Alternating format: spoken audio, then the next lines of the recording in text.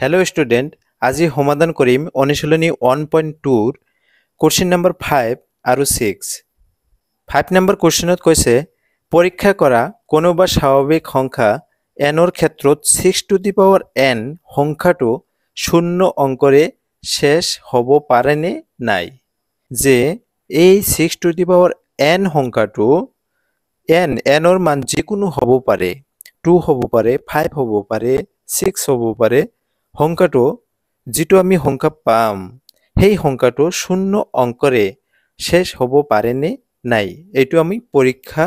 কৰিব লাগে 6 to the power n সংখ্যাটোৰ অৰ্থাৎ n ৰ যিকোনো মানৰ বাবে মানে যি সংখ্যাটো আমি পাম সেই সংখ্যাটো মানে শূন্য অংকৰে শেষ হয় নে নহয় এইটো পৰীক্ষা কৰিব কৈছে গতিকে আমি চাও আমি n ৰ মান যদি প্ৰথমে আমি ধৰি লৈছো 1 তেনেহলে কি হ'ব এটোৰ ভ্যালুটো পাম আমি 6 যদি 2 হয় n ৰ মান তেনেহলে আমি 36 পাম কিন্তু চাওক ইমান ডাঙৰ n ৰ ভ্যালু যিকোনো হ'ব পাৰে স্বাভাৱিক সংখ্যা গতিকে ইমান লৈকে তো আমি পৰীক্ষা কৰিব নোৱাৰিম কিন্তু এই দুইটাৰ পৰা আমি দেখা পাই আছো যে শূন্য অংকৰে শেষ নহয় সেই কাৰণে আমি মৌলিক উৎপাদকত প্ৰকাশ কৰিব লাগিব অৰ্থাৎ 6 টু দি পাৱাৰ যে n আছে n এই সংখ্যাটো চাওক আমি 6 টু যদি আমি মৌলিক সংখ্যা যদি প্ৰকাশ কৰো কি আহিব মৌলিক সংখ্যা অৰ্থাৎ 2 * 3 আহিব ইয়াতে যদি আমি 5 পাও তেতিয়াহে অৰ্থাৎ মৌলিক উৎপাদকত যদি 5 থাকিলে হয় তেতিয়া আমি ক'ব পাৰিলো হয় যে এই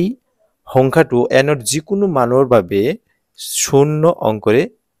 শেষ হলেহেঁতেন কিন্তু যেহেতু মৌলিক উৎপাদকত কি নাই 5 নাই অৰ্থাৎ 5 নথাকাৰ বাবে n ৰ যিকোনো মানৰ বাবে এইটো সম্ভৱ নহয় যে শূন্য অংকৰে শেষ হ'ব অৰ্থাৎ 10 যদি এটা 10 আছে সাপোজ ধৰি লওক 10 টু কি শূন্য অংকৰে শেষ হৈছে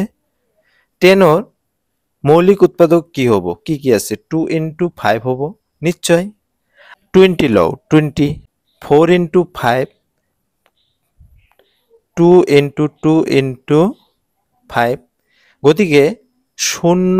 থকা আমি ইয়াৰ পৰা গম পাই আছো যে 0 থকা শূন্য অংকৰে শেষ হোৱা সংখ্যা 5 এটা থাকিবই আমি যিমানে করো যিমানে শূন্য থকা অংক এটা আমি অর্থাৎ আমি যদি 30 লও 30 ৰ মৌলিক উৎপাদকত কি আছে মৌলিক উৎপাদকত আমি পাম 2 * 15 আকৌ 3 * 5 অর্থাৎ 2 3 5 অর্থাৎ 5 আছেই 5 থাকিব 5 না থাকলে সেই সংখ্যাটো শূন্য অংকৰে শেষ নহব অৰ্থাৎ n ৰ কোনো মানৰ ক্ষেত্ৰত যদি 6 টু দি পাৱাৰ n সংখ্যাটো শূন্য অংকটোৰে শেষ হ'বলগীয়া হয় তেন্তে ই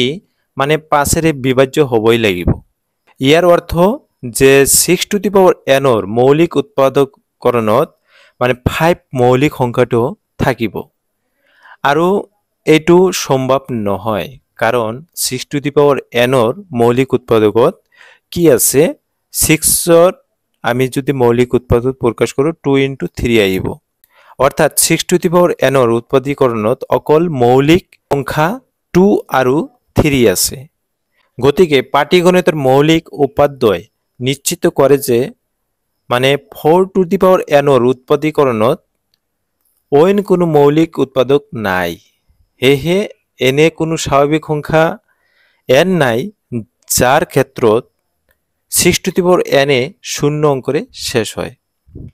অৰ্থাৎ 6 to the power n = 2 * 3 to the power n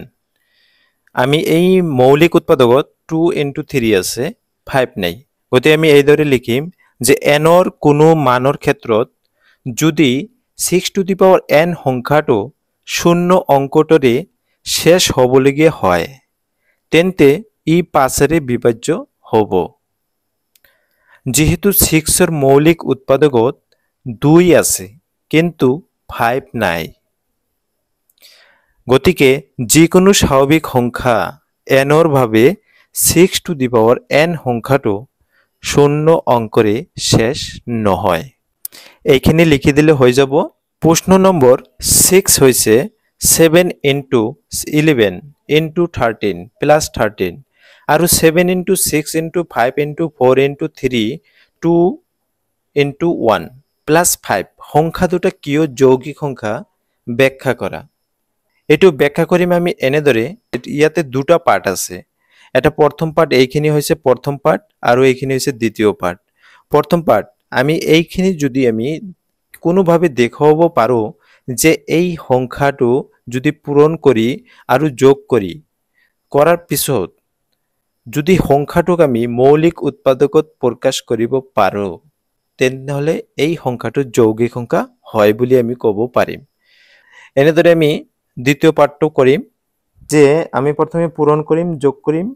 ইয়াতে 13 আছে, ইয়াতে 13 আছে, গতিকে 13টো আমি কমন ল'ব পাৰিম। ইয়াতে 7 into 11 into ইয়াতে আমি 13টো কমন লৈছো, গতিকে 1 থাকিব প্লাস 1 13 এইখিনি যদি কৰা হয় 7 into 11 77 আৰু প্লাস 1 কিমান হ'ব 78 হ'ব। এতিয়া আমি যেহেতু আমি দেখা পাই আছো 13টো এটা মৌলিক সংখ্যা হয়, গতিকে আমি 78ক আমি মৌলিক সংখ্যাত প্ৰকাশ কৰিবলৈ চেষ্টা কৰিম। ইয়াতে 78ক আমি মৌলিক সংখ্যাত প্ৰকাশ কৰিবলৈ হলে প্ৰথমে যেহেতু জোড় সংখ্যা হয় 2 দি ডিভাইড যাব, 2 3 গুণ 6, অর্থাৎ মৌলিক সংখ্যা আমি পাইছো মৌলিক সংখ্যাৰ উৎপাদক হিচাপে প্ৰকাশ কৰিব পাৰিছো। যেহেতু এই সংখ্যাটো মৌলিক সংখ্যাৰ উৎপাদক হিচাপে প্ৰকাশ কৰিব পৰা যায়, গতিকে ই এটা যৌগিক সংখ্যা হ'ব। আকৌ 7 into 6 into 5 into 4 into 3 into 2 into 1 plus 5 ইয়াৰ পৰা আমি 5 কমন ল'ব পাৰিম, অৰ্থাৎ 5 যদি কমন লোৱা হয় ইয়াতে থাকিব 7 into 6 into 4 into 3 into 2 into 1 plus 1 এইখিনি আমি পূৰণ কৰি দিম। কিমান হয় 2 3 গুণ 6, 6 4 গুণ 24, 7 into 6 42 এইখিনি পূৰণ কৰিলে পূৰণফল পাইছো 1008 plus 1 5 into এইখিনি প্লাস কৰিলে 1009 হ'ব। যেহেতু 5 এটা মৌলিক সংখ্যা আৰু 1009 এই সংখ্যাটো মৌলিক সংখ্যা, গতিকে যেহেতু এই সংখ্যা মৌলিক সংখ্যাৰ উৎপাদক হিচাপে প্ৰকাশ কৰিব পৰা যায়, গতিকে ই যৌগিক সংখ্যা হয়।